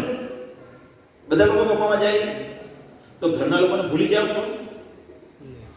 પણ કમાવા જાઓ ત્યારે કઈ ઘરના લોકોને યાદ કર્યા કરો નહીં. એટલે કમાવો છો અને ઘરનું ધ્યાન રાખો છો. એવી જ રીતે તમારે પોતાનું કમાવાનું છે અને ઘરનાનું ધ્યાન રાખવાનું છે. થોડુંક ઊંઘવાનું ઓછું કરવું પડે એમાં, બસ. શું છે? ઊંઘ ઓછી કરવી પડે, બસ. અને ઊંઘવામાં તો તમને ખબર જ નથી કે હું કોણ છું. આપણે જ્યારે ઊંઘીએ છીએ ત્યારે તો આપણને ખબર જ નથી કે હું કોણ છું. તો તમે ઊંઘવાનો આનંદ શું છે? જાગ્રત અવસ્થામાં આનંદ મળે છે. જાગ્રત અવસ્થામાં આનંદ હોય છે. એટલે તમારી ઊંઘ ઓછી કરવાની અહીંયા તમને શીખવવામાં આવશે. મારી ઊંઘ 5 કલાકની છે. 5 કલાક, 5.5 કલાક, બધું. મારી બી ઊંઘ પહેલેથી મારી જોકે કંઈ એવા હશે કે હું પહેલેથી બચપણથી ઓછી મારી હતી. વચમાં કોલેજમાં કસંગ થઈ ગયો. સ્કૂલ કોલેજનો કસંગ જ કહેવાય ને. સ્કૂલ કોલેજના કસંગથી ઊંઘ વધી ગઈ, 7-8 કલાક થઈ ગઈ. પણ ધીમે ધીમે પાછું બચપણની જે આદત હતી તે પ્રમાણે પાછું આવી ગયું. તો આ પ્રમાણે ભગવદ ગીતા તમારી ઊંઘ ઓછી કરવી એટલે આપણે ઊંઘમાંથી સમય લેવાનો છે. સમય ક્યાંથી લેવાનો છે? ઊંઘમાંથી. તો ભગવદ ગીતા આ બધા અહીંયા જે પણ વાંચે છે એ કોઈ નવરા નથી. એ બધા વ્યસ્ત છે, એનું ઘરનું લાલન પાલન કરે છે. હું તો તમારા બધા કરતાં વ્યસ્ત છું. અહીંયા બેઠેલામાં કદાચ હું બધા કરતાં વધારે વ્યસ્ત છું. મારે આ મંદિરનું દેખભાળ કરવાની. આ સર્વિસ જે છે એ કંઈ ખોટું સમજતો નથી ને. આ ભગવદ ગીતા વાંચીએ ઘણા લોકો મને પૂછે ગુરુની શું જરૂર? આ ભગવદ ગીતા વાંચી લઈએ તો ભગવદ ગીતા ખોટું સમજ્યા છે કે એ કેવી રીતે ખબર પડે? તમે વાંચ્યું ને વાંચ્યા પછી એનો અર્થ ખોટો કાઢ્યો હોય તો બરાબર. આ ભગવદ ગીતા આપણે વાંચીએ ને ત્યારે આપણને આ ભગવદ ગીતા આપણે કેમ અહીંયા લેવાના છીએ? કારણ કે આપણે ભગવદ ગીતા જ્યારે વાંચીએ છીએ ત્યારે આપણને એમ લાગે બધું એક જ સરખું છે. બધી ટીકાઓ અને ભાવાર્થ સરખું જ લાગ્યા કરે. એકને મન એક જ સરખું લાગ્યા કરે. શું લાગે? એક સરખું છે. જેમ કે અત્યારે આપણે અહીંયા ઇન્ડિયામાં રહીએ છીએ અને ચાઇના વાળા એક જ સરખા દેખાતા લાગે આપણને. અને જાપાન વાળા એક જ સરખા દેખાતા લાગે અને એ લોકોને ઇન્ડિયન્સ બધા સરખા લાગે. ચાઇના વાળાને એમ જ લાગે કે ઇન્ડિયન્સ બધા એક જ બીબાના માણસ છે, લાગે ને? પણ અહીંયા બધાને ખબર છે કે આ ભાઈ મુકેશ છે, આ ભાઈ સર્કેશ છે, આ મુક્તિ માતાજી છે, બીજા બધા જે મનીષભાઈ છે, કાંતિભાઈ છે, વિજયભાઈ છે, પછાડી અલગ અલગ ચહેરા છે, અલગ અલગ તફાવત છે. એવી જ રીતે ભગવદ ગીતા જ્યારે સમજી લેશું ત્યારે ખબર પડશે ઓ આ બધા શ્લોક અલગ અલગ કહેવા માંગે છે. નહીં તો એમાં લાગે સતતું જ છે, ભાવાર્થ બી સતપટ છે. 2 વર્ષ ઘણી વખત મારે કેવું છે, શરૂઆતમાં આપણે વાંચીએ ને ત્યારે આપણને વાંચવાનું ગમે નહીં, કારણ કે સમજ જ નહીં પડે શું કહેવા માંગે છે. એક જ હરખું લાગ્યા કરતું, એક જ હરખું છે. એટલે આપણે ભગવદ ગીતા આપણે વાંચતા રોકી જઈએ અને પછી 2-3 વર્ષ લગી તાને જ્યાં પહોંચેલા હોય બીજું અધ્યાય કે પહેલો અધ્યાય તાને ત્યાં પડા નહીં આપણે. તો મારી ગંભીરતાથી તમને પ્રાર્થના છે. શું પ્રાર્થના છે? કે આ ભગવદ ગીતા લે. હું અહીંયા સમજાવીશ તમને ક્રમમાં, ક્રમ વાઇઝ. આ શ્લોકનો મિનિંગ આ છે, આ શ્લોક બીજા દિવસે શ્લોક હૃદયને જોડાય છે. આ વિભાગ ભગવદ ગીતાનો આ છે, આ વિભાગ ને બીજો વિભાગ આ છે, ત્રીજો વિભાગ આ છે, ચોથો વિભાગ આ છે. ભગવાન કૃષ્ણ આવી રીતે ધીમે ધીમે અર્જુનની મેન્ટાલિટી આવી છે જેવી અત્યારે આપણી છે. તમને દેખાશે અર્જુનની મેન્ટાલિટી એવી જ છે. એ આપણે રિપ્રેઝન્ટ કરી રહ્યો છે આપણી મેન્ટાલિટીને. એટલે તમે આ જ્યારે ભગવદ ગીતા સમજતા જશો તો જોશો કે અર્જુનની મેન્ટાલિટી આવી હતી. ભગવાન ધીમે ઉઠાવે, બધું જ્ઞાન આપતા કરિષ્ય વચનમ. શું છે? કરિષ્ય વચનમ તવ. હા, છેલ્લે ભગવાન ગીતામાં ભગવાન બોલે, અર્જુન બોલે મને હવે બરાબર સમજાઈ ગયું, હવે તમે કહે તેમ હું કરીશ. ખ્યાલ આવ્યો કે નહીં? ત્યાં લગી તેને એવી જ રીતે તમને ધીમે આ ખબર પડશે કે દરેક શ્લોક અલગ અલગ મિનિંગ ધરાવે છે. દરેક શ્લોક ભગવાન કૃષ્ણ એક ઉદ્દેશ તરફ દોરી જાય છે આપણને. ભગવાન કૃષ્ણ જે ભગવાન છે, આપણે 6 દિવસનો કોર્સ કર્યો તેમાં શું સમજ્યા? કૃષ્ણ ભગવાન છે. એટલે આના દરેક શબ્દ કોઈ પાખંડીના બોલેલા નથી. વચન આપે નેતા અને ભૂલી જાય, બરાબર ને? 2 જણ નેતા આપે, હું કે પેલું હું સૂત્ર હતું 10 વર્ષ પહેલા, અચ્છા દિન આएंगे. 10 વર્ષ પહેલા સૂત્ર હતું अच्छे दिन आएंगे. अच्छे दिन તો દેખાતા નથી. બહુ આંદોલન ચાલી ગયા છે. પટેલનું આંદોલન પછી ત્યાં કૃષિ આંદોલન આવી ગયું, ત્યાં પેલી કંઈક કેરળનું આંદોલન આવી ગયું. બહુ બધા આંદોલન ચાલ્યા છે. આંદોલનો એક આંદોલન આજે સમાશે નહીં ને. અત્યારથી તમારા પાસે કોઈ પણ સ્ટેમ્પ પેપર હોય તો લખી નાખો આ આંદોલનને સીએ હતું 6 મહિના 8 મહિના ચાલ્યું, બરાબર ને? સીએ દબાયું હજી, ત્યાં આ કૃષિ આંદોલન. કોઈ ઘણા 2 વર્ષ પહેલા કલ્પના કરેલી કૃષિ આંદોલન થશે આવું? નહીં. કૃષિ આંદોલનમાં આટલા લોકો ભરી જશે એવું કોઈ કલ્પના કરેલી? નહીં. આવ્યું. હવે તો લખી નાખો સ્ટેમ્પ પેપર પર. હવે પછી બીજું આંદોલન આવશે, ગેરેન્ટેડ. આપણા જીવનમાં પણ એવી જ રીતે અચાનક કંઈ ને કંઈ તૂફાન આવી જાય. જેવી રીતે કોઈ ગણના નથી હોતી આંદોલનની, તેવી જ રીતે આપણા જીવનમાં પણ કંઈ ને કંઈ આફત આવી જાય ને આપણું બી જીવન મોડી જાય. સ્થિર જીવન જોતું હોય તો ભગવદ ગીતા કૃષ્ણ ભગવાનનો આશ્રય લેવો પડે. કોનો? કૃષ્ણ. એટલે આપણે 6 દિવસનો જે આપણો કોર્સ હતો, 6 ડે સેશન અને એડવાન્સ કોર્સ, એ બેનો ઉદ્દેશ ખાલી એ સમજાવવાનો હતો કે કૃષ્ણસ્તુ ભગવાન સ્વયં, કૃષ્ણ ભગવાન છે અને બાકી બધા એમના સેવકો છે. અને જ્યારે આ સમજાઈ જાય, આ જો આપણે સમજાઈ જાય તો આ બધા વચન ધીરે ધીરે સમજમાં આવશે. ઓ ભગવાન કૃષ્ણ બોલ્યા, કોણ તે પ્રજાની નમે ભક્ત પણ સતી. હે આ બુક તમે આપો લોકોને. કૃષ્ણ બોલે છે, જોશે આ ફોટો, આ વ્યક્તિ કોણ છે? તો કૃષ્ણ છે. તો એનું કલ્યાણ શરૂ થઈ જાય છે. કોઈ વ્યક્તિ એટલું જ બોલે છે, ખાલી કહેવાની વાત નથી. આમ તમે ખાલી બુક આપો છો બજારમાં જઈને, એને પેલો વ્યક્તિ લે છે, કૃષ્ણને ઓળખતો નથી, ખાલી પૂછે છે કે આ વ્યક્તિ કોણ છે ફોટો જોઈને, તો બોલે છે પ્રભુપાદ મારા મેસેજ છે, તો કૃષ્ણ તો કે આ કૃષ્ણ છે. અને કૃષ્ણ જેવું બોલે છે એવું એનું કલ્યાણ શરૂ થઈ જાય છે. જો કૃષ્ણ બોલવા માત્ર જેટલું કલ્યાણ લોકોનું શરૂ થતું હોય તો કૃષ્ણ જે કહેવા માંગે છે એ ભગવદ ગીતામાં કીધું છે એને.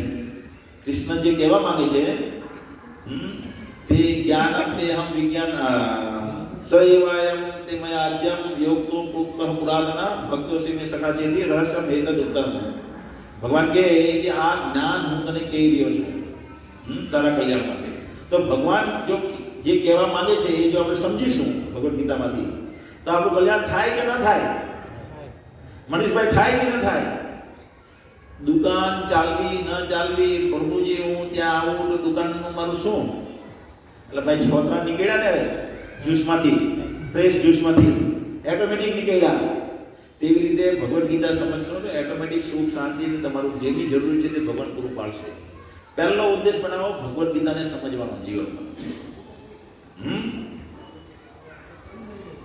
તો આજે પહેલો એક જ શ્લોક લેશું. આજે એક જ શ્લોક લેશું. નહીં તો 11 લઈ લઈએ. તમે કેવો લે? હે આરતી 1 વાગે કરશું. થોડુંક મોડું થવાનું. સારું હજી પ્રસાદ પણ નથી લીધું. હા કઈ નહીં. તો અધ્યાય 1 કોઈની પાસે ભગવદ ગીતા લેજો. હા પહેલા ચાલો હવે પણ ભગવદ ગીતા લેવાના છો હવે. હા રૂપિયો કરો.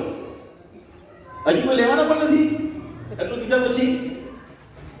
છે તો કોણ લઈ આવશે?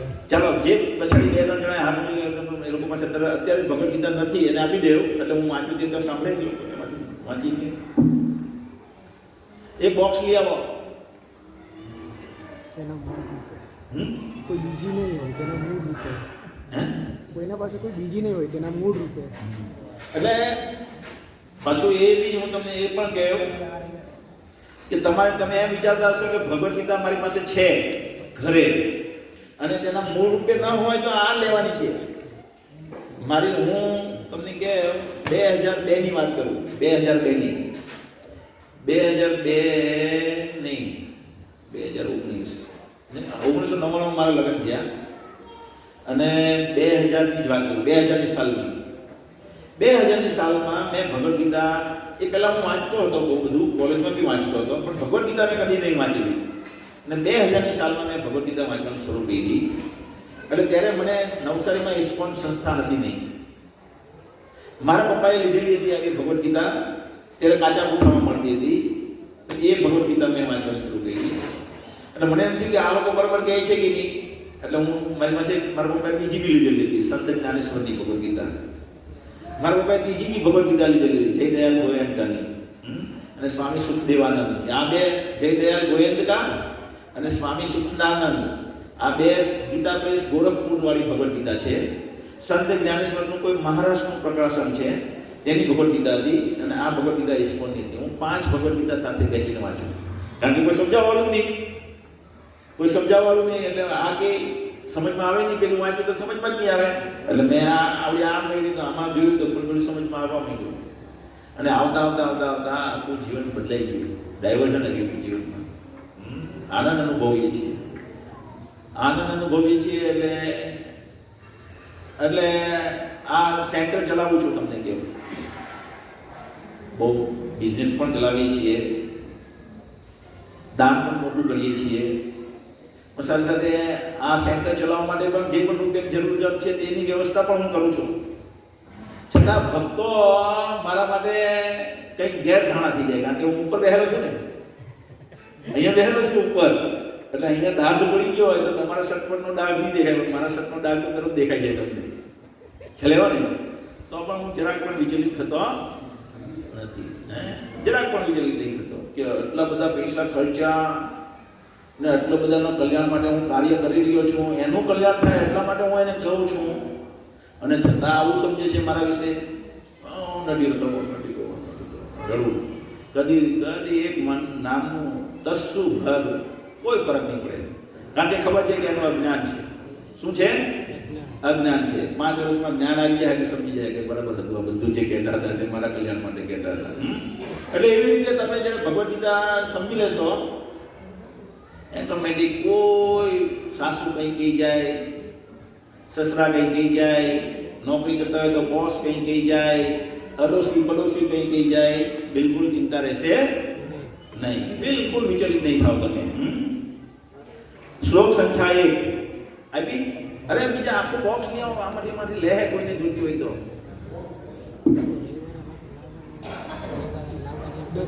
હા, દર રવિવારે લાવવાની ને તમારે વાંચવાનું, અહીંયા હું વાંચીશ, તમે પણ એમાં જો તો તમને જરાક સમજમાં આવે. દર રવિવારે આવો ત્યારે ભગવદ ગીતા એક થેલીમાં લઈને આવજો. અનિલભાઈ દેસાઈ, માસ્ટર દેસાઈ, તમારું નામ શું? ભાવેશભાઈ, તમે પણ લઈને આવજો, બરાબર? અરે આપો, જોઈએ છે એમ પૂછો, શરમાઈ એ તો ભક્તો એટલે નથી લેતા.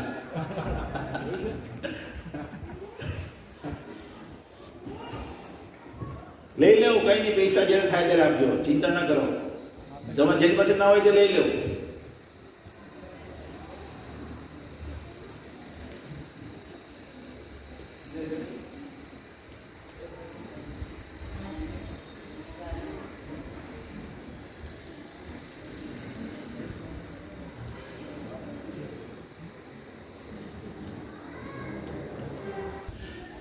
Page number 37, page number 37. જેની પાસે છે તેને કહું છું. હવે જેની પાસે છે તેને વિનંતી કે આવતા વખતે જો તમે આવજો, દાદાગીરી નથી કરતો પછી આવતા બંધ થઈ જવાનું, તો આવતા વખતે ભગવદ ગીતા લઈને આવજો, અને ભગવદ ગીતા જેની પાસે નથી એને અમે આપી દઈશું જબરદસ્તી આવતા રવિવારે, બરાબર? અને બીજું, જ્યારે પ્રવચન ચાલતું હોય, ભગવાનનો કર્ટેન અને પડદો કે કર્ટેન કહીએ આપણે, એટલે ભગવાનના દર્શન બંધ થાય ત્યારે સમજો પહેલા વાત, ત્યારે પ્રણામ કરવાનો હોય. અથવા દરેક મંદિરમાં અર્ચા વિગ્રહ હોય, જેને અર્ચા વિગ્રહ એક મેઇન હોય મોટા, અને એક છે ઉત્સવ મૂર્તિ, જેને કહેવાય શું કહેવાય? ઉત્સવ મૂર્તિ. એ નાના વિગ્રહ હોય જેને બહાર લઈ જાય, લાવે, એને ફરવા લઈ જાય, લાવે, એને એક બાળક તરીકે જ રાખે, ભગવાન અથવા એક માણસ તરીકે જ રાખીએ આપણે ત્યાં અર્ચા વિગ્રહ નથી. તો એ અર્ચા વિગ્રહ જ્યારે જાય આવે, અથવા તુલસી મહારાણી અહીંયા મૂક્યા હોય, આપણે સવારે બધા ભેગા મળીને જપ કરતા હોય, તો તુલસી મહારાણી આપણે ઉઠાવીને પછી સમય થાય બીજી આરતીનો ત્યારે ત્યાં પાળી પર મૂકીએ, તો પ્રણામ કરવાના હોય. શું કરવાનું હોય? પ્રણામ. જ્યારે આપણે નવરા બેઠા હોય અને પડદો બંધ થાય તો આપણે પ્રણામ કરવાના હોય, પ્રણામ. ને જ્યારે આપણે પ્રવચન ચાલતું હોય, કોઈનું, મારું નહીં, કોઈનું પણ પ્રવચન ચાલતું હોય ને પડદો બંધ થાય ત્યારે આપણું ધ્યાન પ્રવચનમાં જ રહેવું જોઈએ. નંબર 1 બરાબર નિયમ છે. જ્યારે પ્રવચન ચાલતું હોય ત્યારે માળા પણ ના કરવી જોઈએ. નંબર 2, જ્યારે પ્રવચન ચાલતું હોય ત્યારે પગ સામે નહીં કરવા જોઈએ.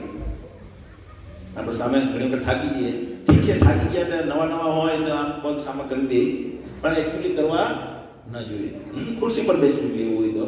અને આજે પેલા ભક્ત નથી એવા, મેં કીધું છે 20-25 ખુરશી રાખવાની પાછળ, એટલે જે લોકો બેસીએ કે નહીં કન્ટિન્યુઅસ, તે લોકો આપણે તો રોજ જપ કરીએ, આપણે શરીરને, આ શરીરના માધ્યમથી ભગવાનના ધામમાં જવાનું છે, એટલે આપણે શરીરને સાચવીએ.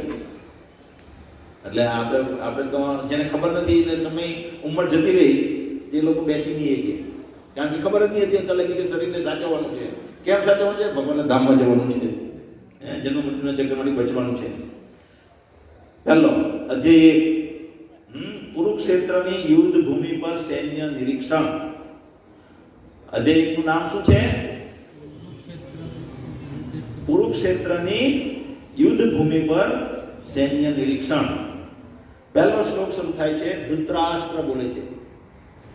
ધૃતરાષ્ટ્ર હસ્તિનાપુરમાં બેઠા છે અને ત્યાંથી કુરુક્ષેત્ર કેટલું થાય છે? 150-200 કિલોમીટર, 200-250 કિલોમીટર જેટલું થાય છે હસ્તિનાપુરથી કુરુક્ષેત્ર હાલમાં પણ. તો આટલું દૂર યુદ્ધનું આયોજન થયું હતું. હવે ધૃતરાષ્ટ્ર અંધ હતા. શું હતા? અંધ. વેદવ્યાસ જે છે તે ભગવાનના સત્યાવેશ અવતાર છે. શું છે? શક્તિ આવેશ કરી. જેમ કે આપણે થોડુંક લાંબુ ચાલશે આજનો દિવસ, હા, થોડુંક લાંબુ ચાલશે. એક શ્લોક પહેલી એક પૂર્વ ભૂમિકા બતાવું છું. ભગવદ ગીતાનું મહત્વ તો તમને સમજાયું ને? બધા લાવશો કે નહીં લાવશો? આવતા વખતે લાવશો. ઓકે. હવે વેદવ્યાસજી સત્યાવેશ અવતાર, શક્તિ આવેશ, આપણે જોયું એડવાન્સ કોર્સમાં કે ભગવાનના અલગ અલગ અવતાર હોય. ગુણા અવતાર, લીલા અવતાર, મન્વંતર અવતાર. એક એવો અવતાર કહેવાય શક્તિ આવેશ, સત્યાવેશ. પરશુરામજી છે, વેદવ્યાસજી છે, નારદજી છે, પૃથ્વીરાજા હતા. આ બધા સત્યાવેશ અવતાર છે ભગવાનના. એટલે સત્યાવેશ અવતાર એટલે શું? કે એક કઈ કાર્ય જગતમાં કરવાનું હોય છે, એક કાર્ય જે કરવાનું, એમાં ભગવાનને સ્વયં આવવાની જરૂર નથી. પણ આપણી જેવો જીવ હોય એને ભગવાન શક્તિ આવેશ આપે, એની પોતાની શક્તિ આપે એ કાર્ય કરવા માટે. શું કરવા માટે? એક સ્પેસિફિક કાર્ય. એ જેમ કે ગૃહિણી રસોઈ કરવાની છે. હવે હું તો એવો શક્તિશાળી છું નહીં, પણ મારે રસોઈ બનાવવાની હોય. આ બધા અત્યારે તમે તો 100 માણસ કહેવાય, 50-60 માણસ છો. પણ ધારો કે 5000 માણસનો પ્રોગ્રામ થઈ ગયો, કોઈ કારણસર રથયાત્રામાં થાય, તો મારે 5000 માણસની રસોઈ કરવી હોય તો મારે બહુ બધા લોકો કામ કરવા માટે જોઈએ. પણ હું જો શક્તિશાળી હોય તો લેવ 5 જણની શક્તિ આપી દઉં, તમે 5 જણા જ બધું રસોઈ કરી નાખો. સ્પેસિફિક કાર્ય હતું હું રસોઈનું એ સમયે, અને એ સ્પેસિફિક કાર્ય કરવા માટે શક્તિ આપી. એવી રીતના ભગવાન આપીએ કે કોઈ બાકીનો જીવ આપી શકે નહીં. તો ભગવાને શક્તિ કોઈ કાર્ય માટે આપે, અને એ જે અવતાર હોય તેને સત્યાવેશ અવતાર કહેવાય. શાસ્ત્રોને લિપિબદ્ધ કરવાના હતા, રિટન ફોર્મમાં. શું કરવાના હતા? મૌખિક પરંપરામાં ચાલતા હતા, એને રિટન ફોર્મમાં કરવાના હતા. એટલે ભગવાને વેદ વ્યાસમાં શક્તિ આવેશ કર્યો, અને એ જીવને શક્તિ આવેશ કરીને મૂકેલો. એટલે એ વેદ વ્યાસ. તો વેદ વ્યાસ જાણતા હતા કે ભવિષ્યમાં યુદ્ધ થવાનું છે. એ એની દૂરંદેશી જે ભગવાન જે છે એ ત્રિકાળ જ્ઞાની હોય, એ ભવિષ્ય જોઈ શકે. વેદાંગ સ્મૃતાની વર્તમાની ચા વર્તમાની ચા અર્જુન ભવિષ્યાની ચા ભૂતાની ન મામ તું વેદ કશ્ચન. ભગવાન ભવિષ્ય બધાનું જાણે. કરોડો કરોડો અબજો લાખો ટ્રિલિયન્સ ઓફ જીવોનું બધાનું ભવિષ્ય જાણે.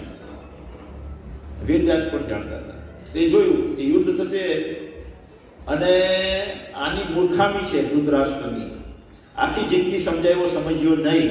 આખી જિંદગી તમને પણ અમે સમજાવીએ છીએ, ભગવદ ગીતા સમજી લેવો, પણ તમે સમજવા રાજી નથી.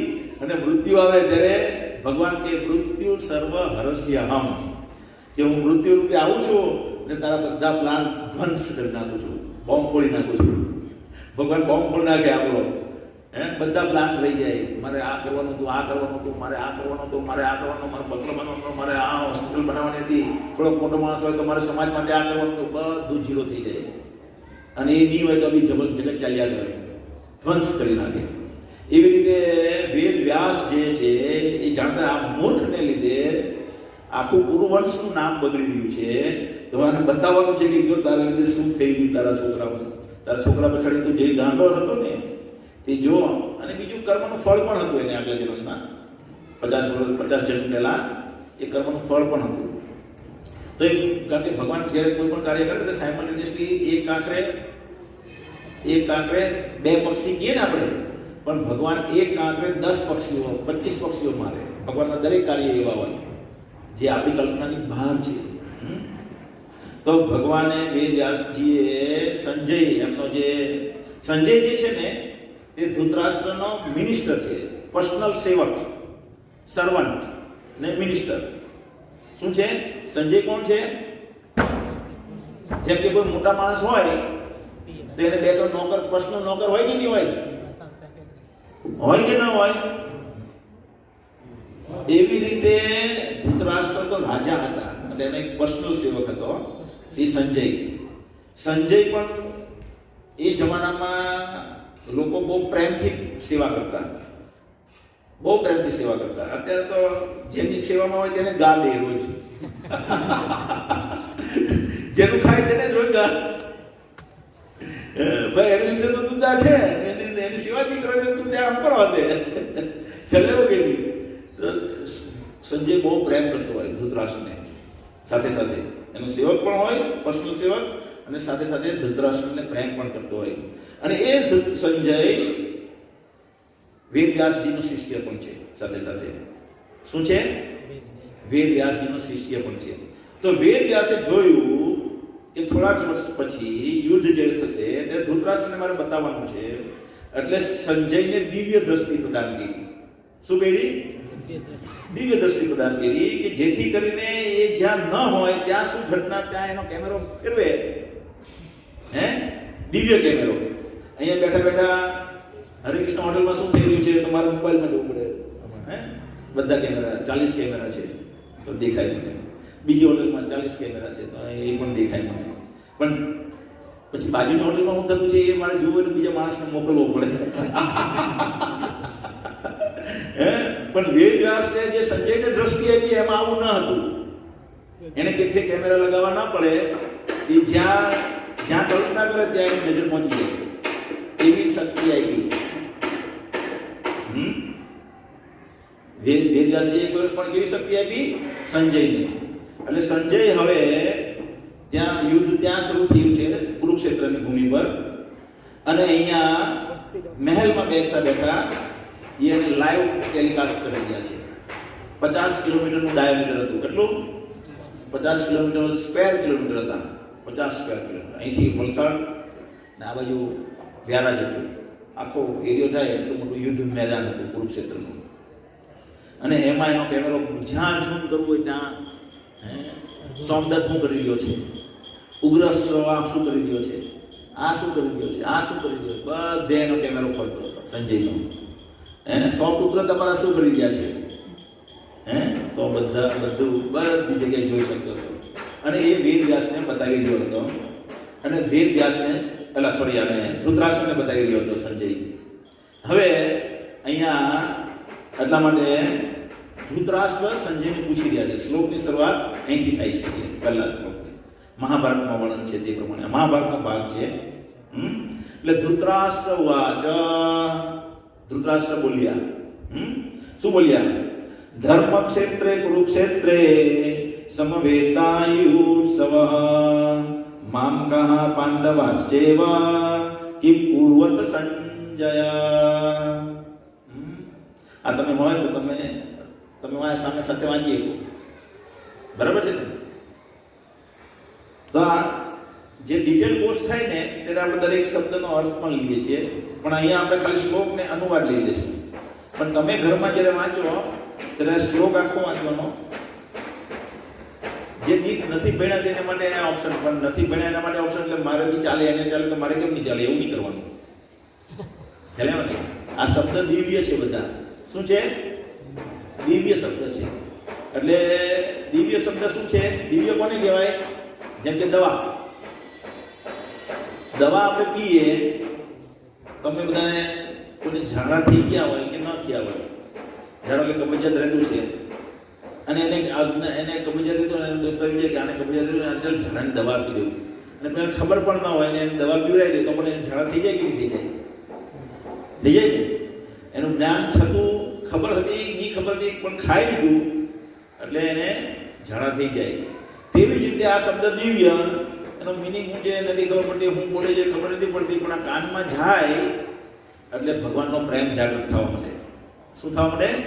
ભગવાન પ્રત્યેનું આકર્ષણ ધીમે ધીમે ધીમે ધીમે ધીમે સાંભળતા ભગવાન તરફ આકર્ષણ થવા માંડે. એટલે માટે તમે લાવો તો બહુ સારું. ધર્મ ક્ષેત્રે કુરુક્ષેત્રે સમવેતાયુર સવઃ મામકઃ પાંડવસ્યેવા કિમ કુર્વત સંજય. ધૃતરાષ્ટ્ર બોલ્યા, હે સંજય, તીર્થભૂમિ કુરુક્ષેત્રમાં યુદ્ધ કરવાની ઈચ્છાથી એકત્ર થયેલા મારા તથા પાંડુ પુત્રોએ શું કર્યું? સંજય શ્લોકની શરૂઆત કેવી રીતે થાય? ભગવદ ગીતાની ધૃતરાષ્ટ્રના પ્રશ્નથી શરૂ થાય છે.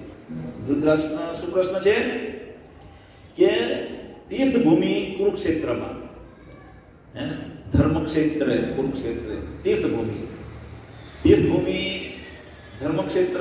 હવે અહીંયા પહેલા તો ધૃતરાષ્ટ્ર આવો શ્લોક શું કરવા પૂછ્યો એ પહેલો સવાલ થાય કે યુદ્ધ ભૂમિમાં જ્યારે બે સામે સામે લોકો ભળી ગયા હોય, ભેગા થઈ ગયા હોય, પછી શું કરવાના હોય? યુદ્ધ કરવાના હોય. એને ડાયરેક્ટ પ્રશ્ન કરવો જોઈએ તો મારો છોકરો શું કરે છે, પણ એને પ્રશ્ન શું કર્યો? એ બધા શું કરે છે? કે આ યુદ્ધ ભૂમિમાં એકત્ર થયા છે બધા, હવે શું કરી રહ્યા છે? એટલે એને એની મનોદશા બતાવે છે. શું મનોદશા બતાવે છે? કે આનું રિઝલ્ટ શું આવશે? ગભરામણ છે ને કે આ યુદ્ધમાં મારા છોકરા તો હારી નહીં જાય ને. પહેલા એને છે ને, કારણ કે પહેલા ડાઉટ આ બધા કેમ છે? પહેલા તો તીર્થભૂમિ છે ને એના લીધે આવું છે. જેમ કે પહેલાના જમાનામાં પ્રભુપાદે એમના પ્રવચનમાં કહે કે જ્યારે વ્યક્તિને કોઈ ગામમાં કે અણબનાવ થાય એકબીજા સાથે, એક પાર્ટી સાથે બીજી પાર્ટી સાથે અણબનાવ થાય તો એને પાંચ શું કરે? મંદિરમાં લઈ જાય. પેલો કે તું ખોટો, પેલો કે તું ખોટો, નહીં પેલો કે એમ કીધું, નહીં પેલું એમ કીધેલું, પણ બધા ભેગા મળીને કે ચાલો મંદિરમાં. શું લઈ જાય? મંદિર તીર્થભૂમિ છે એટલે મંદિરમાં લઈ જાય. એટલે પેલાની બુદ્ધિ ફેરવાય છે કે અહીંયા મારે ખોટું નહીં બોલવું જોઈએ. ખ્યાલ ને? એટલે જે સાચું હોય તે પરિણામ આવતું, એટલે એને સાચું પરિણામ આવતું એના લીધે, તીર્થભૂમિના પ્રભાવને લીધે. એવી રીતે આ તીર્થભૂમિ છે કુરુક્ષેત્ર. કુરુક્ષેત્ર કેમ તીર્થભૂમિ છે? અધિધરણ પ્રભુ કેમ કે દેવતાઓનો તીર્થભૂમિ એટલે શું? તીર્થભૂમિ એટલે જ્યાં ભગવાનની માટેની ક્રિયાઓ થતી હોય, ભગવાન માટેની ક્રિયાઓ થતી હોય, ભગવાન કૃષ્ણ માટેની જ્યાં ક્રિયાઓ થતી હોય તેને તીર્થ કહેવાય. તીર્થનો અર્થ એક રીતે સમુદ્રનો કિનારો અથવા નદીનો કિનારો એમ થાય. તીર્થનો ઈડારો સોર શું કે? સોર કે સી સોર, બેંક ઓફ ધી રિવર આપણે કહીએ ને. તો બેંકના તટ પર જઈએ, નદીના સમુદ્રના તટ પર જઈએ તો ત્યાંથી આપણે સમુદ્રને બેસીને બીજી બાજુ જઈ શકીએ. સમુદ્રના એક જહાજમાં બેસી જશું અને સામેની સાઈડ પર જઈ શકશું. ખ્યાલ આવે ને? તો તીર્થ એટલે જ્યાં જવાથી આ જગતમાંથી પેલા જગતમાં જવાશે. શું તીર્થ એટલે શું? આ જગતમાંથી અહીંયા આવીને એવી ક્રિયા થશે જેથી કરીને આ જગતમાંથી હું પેલા જગતમાં જઈ શકે, તીર્થ કહેવાય. હવે તીર્થ એટલે ત્યાં ભગવાન, એટલે એ જવા માટેની ક્રિયાઓ શું છે? ભગવાનને પ્રસન્ન કરવાની ક્રિયાઓ. તો સ્વર્ગના દેવતાઓ પણ ત્યાં ક્રિયાઓ કરવા આવતા ભગવાન માટેની, ભગવાનને પ્રસન્ન કરવા માટે કુરુક્ષેત્રમાં. એટલે એને તીર્થ ક્ષેત્ર કીધું. શું કીધું? તીર્થ ક્ષેત્ર. ક્ષેત્ર એટલે કાર્યનું ફિલ્ડ, જ્યાં એક્ટિવિટી થાય. આ શરીર પણ એક ક્ષેત્ર કહેવાય. 13મા અધ્યાયમાં ભગવાન કહે છે. આપણો અધ્યાય ચાલતો જ છે પણ હવે આપણે નવે સુધી ત્યાં પહોંચીશું. તો તીર્થ ક્ષેત્ર જ્યાં આ બધી ક્રિયાઓ થાય છે તે. હવે તીર્થ ક્ષેત્ર છે એટલે ધૃતરાષ્ટ્રને એ ડર છે કે પાંડવો જે છે, પાંડવોના પુત્રો તે પુણ્યશાળી છે. શું છે? પુણ્યશાળી છે. એટલે પુણ્યશાળી હોવાને લીધે કદાચ એનો વિજય થશે, કદાચ એમનો વિજય થઈ જાય. સારી જગ્યા છે એટલે પવિત્ર સ્થળ છે અને મારા પુત્રો બહુ થોડું કાળું ધોળું કર્યું છે એટલે કદાચ મારા પુત્રોની હાર થઈ જાય. એક એની શંકા એ છે. બીજી શંકા એને એ છે પ્રભાવને લીધે કદાચ પાંડવો ના પાડી દે કે યુદ્ધ અમારે નથી કરવું, પણ એના મનમાં મનોધારણા એ છે કે આ યુદ્ધ થઈ જાય એક વખત. રોજની માથાકૂટ છે, રોજની માથાકૂટ, રોજ કે બાબરી મસ્જિદ અમારી છે, બાબરી મસ્જિદ અમારી છે, બાબરી મસ્જિદ અમારી છે. નરસિંહ રાવે વિચાર્યું કે આ રોજ માથાકૂટ એની કરતા એક વખત બાબરી મસ્જિદ તોડાવી દેવા દેની અને તોડાવડાવી નાખી. 1992 માં ત્યારે હું કોલેજના ફર્સ્ટ યરમાં હતો. તો એ બાબરી મસ્જિદ તોડાઈ નાખી. તો એ અહીંયા બી શું પ્રશ્ન હતો? યુદ્ધ થવું ના જોઈએ. હા પાંડવોના મનમાં કદાચ હા, એટલે ધૃતરાષ્ટ્ર વિચારતા હતા કે એક વખત આ લોકો યુદ્ધ થઈ જાય ને પાંડવો મૃત્યુ પામે, મારે પછી કોઈ મારા ઘણી બ્લેમ નહીં કર્યા કરે, મારા ઘણી મને બ્લેમ થયા કરે છે મારા પર, મારે કોણા સાંભળ્યા કરવા પડે છે. એટલે એ ઈચ્છતા હતા પાંડવો હારી જાય. બરાબર છે. બીજો એને શંખ હતો કે આ તીર્થભૂમિ છે એટલે મારા છોકરાને હારવાનો ચાન્સ વધારે છે. શું છે? મારા છોકરાને હારવાનો ચાન્સ વધારે છે. એટલા માટે પ્રશ્ન કરે છે કે તીર્થભૂમિ કુરુક્ષેત્રની યુદ્ધ કરવાની ઈચ્છાથી એકત્ર થયેલા મારા તથા પાંડુ પુત્રોએ શું કર્યું? તો આમાં પ્રભુપાદ ભાવાર્થમાં સમજાવે છે કે આ જે છે કે આ વિજ્ઞાન છે, ભગવદ્ ગીતા એક વિજ્ઞાન છે. એને જેવું કે મેં તમને હમણાં સમજાવ્યું તેમ કે ચાઇનાના દરેકે દરેક વ્યક્તિ આપણને કોમન દેખાય, પણ ત્યાં જો ચાઇનામાં જાય તો ચાઇનાને તરત જ ખબર પડે કે આ તો બધો આ નામાં ટ્યું છે, હું છે, આ ટ્યું છે, ખ્યાલ કે એને ખબર પડે કે આ બધા અલગ અલગ વ્યક્તિઓ છે. તે રીતે એક આ સાયન્સ છે. જ્યારે આપણે ભગવાનના ભક્તોના માર્ગદર્શન નીચે આપણે એને અનુભવ અને એને સમજવાનો પ્રયત્ન કરશું ત્યારે એને પ્રોપર સાયન્સ સમજી શકીશું. પ્રોપર સાયન્સ સમજી શકીશું. તો એ ભગવદ્ ગીતા આવી રીતે સમજી શકાય. અને એના એટલા માટે દરેકે આ ભાવાર્થ પણ વાંચવાનું ઘરેથી. તમે ઘરેથી ભાવાર્થ વાંચીને આવો થોડું એટલે અહીંયા તમારા મનમાં કુતૂહલ હોય કે તમે શું જાણવાના છો, તમને શું પ્રશ્ન છે મનમાં, મારે શું જાણવાનું છે અહીંયા, એ તમારા મનમાં પ્રશ્ન હોય. એટલા માટે ભગવદ્ ગીતા વાંચીને આવવી. તો આ શ્લોક પૈતા પછી સંજય જવાબ આપશે. હવે ધૃતરાષ્ટ્રનો જે પ્રશ્ન છે એનો જવાબ આપશે. હવે અહીંયા પાછો તમે મનોદશા જુઓ કે મારા તથા પાંડુ પુત્રોએ, એટલે એને કુરુવંશ છે. હવે પાંડવો જે છે ને એ કુરુવંશમાં હતા. એટલે કુરુવંશમાં કેમ કહેવાય? કારણ કે એના પૂર્વજોમાં આગળ એના રાજા દાદા, એના દાદા, એના દાદા દાદા એ કુરુ દાદા થઈ ગયા. કુરુ રાજા શું થઈ ગયા? કુરુ રાજા. અને કુરુ રાજા એટલા બધા ભગવાનના ભક્ત હતા અને મહાન રાજા હતા. એટલા માટે એ વંશનું નામ જ પડી ગયું કુરુવંશ. એટલે પાંડવો પણ કુરુવંશ કહેવાય. બરાબર છે. તો એ અહીંયા પ્રશ્ન કરે છે અને પાંડવોને એના પિતા રહિત મોટા થયા. એટલે એને પિતા જેવી રીતના જ પાલન કરીને મોટા કર્યા એને પાંડવોને. ધૃતરાષ્ટ્રએ શું કહ્યું હતું? પાંડવોને પોતાના પુત્ર તરીકે જ મોટા કર્યા. છતાં યુદ્ધ ભૂમિમાં તફાવત કરે છે. શું તફાવત કરે છે? મારા પુત્રો અને પાંડુને અલગ કર્યા. પાંડુને અલગ કર્યા. કેમ? કારણ કે એની જે પણ દુર્યોધનની કુબુદ્ધિ હતી એ પોષતા હતા. કુબુદ્ધિને એને પોષણ આપ્યું આખી જિંદગી. અને એટલા માટે એ ઈચ્છતા હતા કે દુર્યોધન મારો પુત્ર છે એ જ રાજાની ગાદીની લાયક છે. હું ગાદીની લાયક હતો પણ મારામાં અંધપણું હતું એટલે મને ગાદીનું શાસન નહીં મળ્યું. ને એટલા માટે પાંડુને મળી ગયું. પણ હવે મારા પુત્ર તો ગાદી મેળવવી જોઈએ. ગાદીનો રસ બહુ ખતરનાક છે. ખબર છે તમને ખબર છે? જેટલા પણ ખૂન થાય, જેટલી પણ મગજમારીઓ થાય, મારામારી થઈ જાય, મર્ડરો થઈ જાય, આ બધી સત્તાને લીધે થાય. આનો એક વખત ચસ્કો લાગે ને તો માણસ બધું ભૂલી જાય અંદર.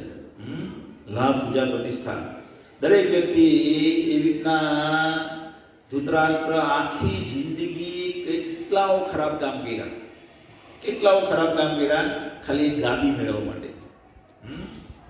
એટલે એ એની મનોદશા બતાવે છે કે એ પાંડુના પુત્રને પોતાના નથી ગણતા. એ ખાલી એને પાંડુના પુત્ર કહે છે અને પોતાના પુત્રને પોતાના પુત્ર કહે છે. તો હવે આવતા રવિવારે સંજય જવાબ આપે છે અને 1 થી 20 શ્લોક લઈ લઈશું આપણે ફાસ્ટ. કારણ કે પહેલો અધ્યાય જો 5 કે 6 અઠવાડિયા થાય, 5 કે 6 રવિવાર જાય તો 18 અધ્યાય છે.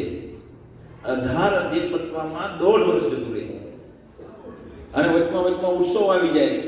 1-2 રવિવાર હું કોઈ કારણસર બહાર હોઉં તો એ આપણું લિંક તૂટી જાય. તો થોડુંક સ્પીડમાં ચાલવું પડશે. આપણે શું કરવું પડશે? સ્પીડમાં. એટલે મારે બધાને વિનંતી છે કે તમે બધા ભગવદ્ ગીતા ઘરે જઈને એવું નહીં કે હું અહીંયા કીધું ને હવે તમે ઘરે જઈને કંઈ નહીં. પ્રભુજી સમજાવે છે કે જે સમજાવ્યા એ શ્લોક તમારે વાંચીને તો આવવાના જ, કમસે કમ આવશો ને બધા? કોઈ એમ કે નવરા લોકો નથી અમે, પણ બધા અહીંયા બધા જેટલા પણ વ્યક્તિ બેઠા છે એમાંથી કોઈ નવરું નથી. બધા વ્યસ્ત છે. અને વ્યસ્ત છે, બધા વાંચે છે. એ સમય કાઢવો પડશે તમારે, તો વાંચીને આવજો. હરે કૃષ્ણ. હવે કોઈને કંઈ પ્રશ્ન હોય તો તમે મને પૂછી શકો છો. અને હવે પડદો ખુલશે, પછી આરતી થશે અને આરતી થયા પછી બધા માટે પ્રસાદ છે, તો બધાને પ્રસાદ લઈને જવા વિનંતી. દર રવિવારે તમે આવો, તમારા સગાને પણ લઈને આવો, તમારા મિત્રને લઈને પણ આવો. એને ભગવદ્ ગીતા ના સમજવી હોય તો કાંઈ નહીં, પણ એને બહાર બેસે પ્રસાદ લઈને તો જાય ને, પ્રસાદ લઈને લેવા આવો. એટલે કમસે કમ પ્રસાદ લઈને જાય તો પ્રસાદ લેવા માટે પણ લઈને લાવો. હરે કૃષ્ણ. બધા માટે ફ્રી પ્રસાદ છે. કોઈ માટે એવું નથી 5 રૂપિયા આપો અને પ્રસાદ લે. બધા માટે ફ્રી છે. હરે કૃષ્ણ.